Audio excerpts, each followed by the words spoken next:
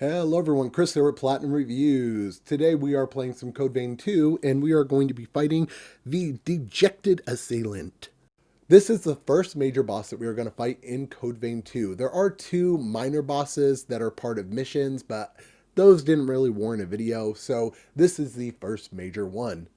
This boss does have two different phases that we are going to go over. The first phase is not too bad. Once you get him to about 3/4 health, he then goes into a cutscene, and after the cutscene, you have the next phase. We'll go over both of these phases, and then at the end of the video, I'll show you my stats, equipment, and everything that I use to fight this boss.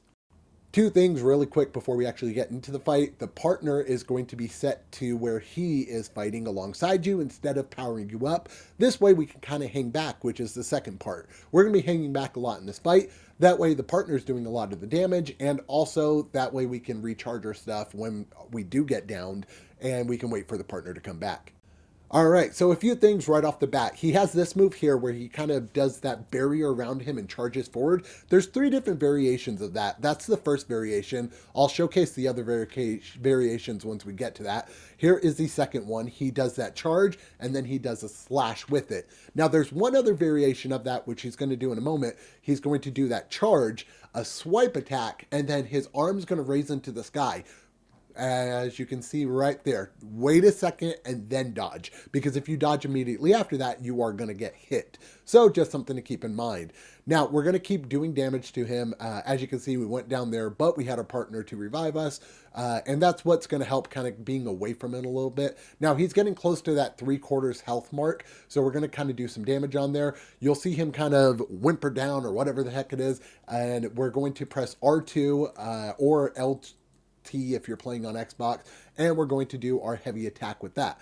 Now we're going to try and do a little bit more damage to him, and he's going to go into this phase. It's a little bit over half. I want to say like not even 3/4, but it's a little bit over. You're going to see him go into this second phase. Now there is a cutscene within that.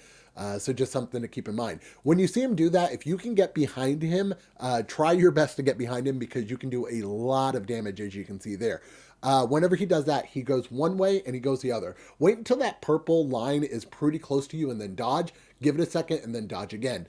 He has multiple moves in this that we're going to kind of want to showcase, because this second part of this fight actually sucks.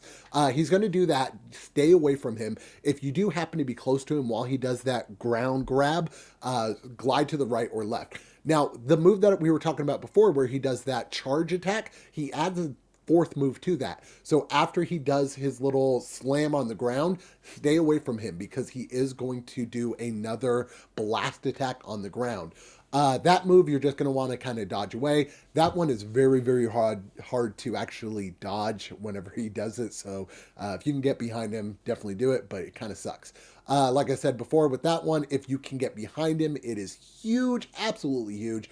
We did a slow attack there too, which was huge. We're going to see that little red icon pop up to actually do the heavy attack, and I actually missed it, so that's fun.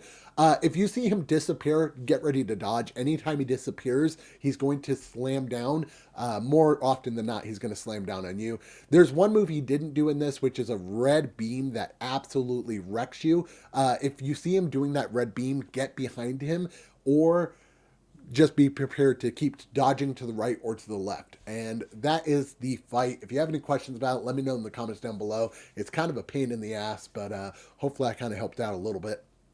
Now we're going to go over the items that we have. For my weapon, we were using the Ami no Habikai Great Sword. This sword I feel like is pretty dope, and I leveled it up a little bit. I was using the battle axe. You can use the bow and arrow if you want. I just feel like he does a lot of charge attacks, so it's kind of hard to hit him with the bow and arrow. For the shield, we were using Bleeding Shield Light. I didn't really use it that much, but we had it. Superior Bloodline Lu 2 is what we were using for our Blood Core.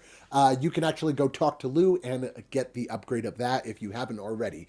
Bat Plus 2 is what we were using for our dive mode, whatever the heck that thing is, our jail mode. And then we were level 15, I believe. So level 15 for the fight. We also had enhanced regeneration was set to level 5. So we have 5 different vials that we could use during that fight. I highly suggest you go and pick those up because those are huge. Like I said, we were level 15. It would be more beneficial if you were a higher level, but I was able to beat him at level 15, so hopefully you should be able to too. Like I said, if you have any questions about him, let me know in the comments down below. This fight took me about a good 30 minutes to an hour of constantly doing it and constantly dying. So that was the Dejected Assailant. Don't forget to hit that like button and subscribe to the channel for more Platinum Review goodness. This is Chris with Platinum Reviews, and I'll catch you on the next Code Vein 2 How to Beat video.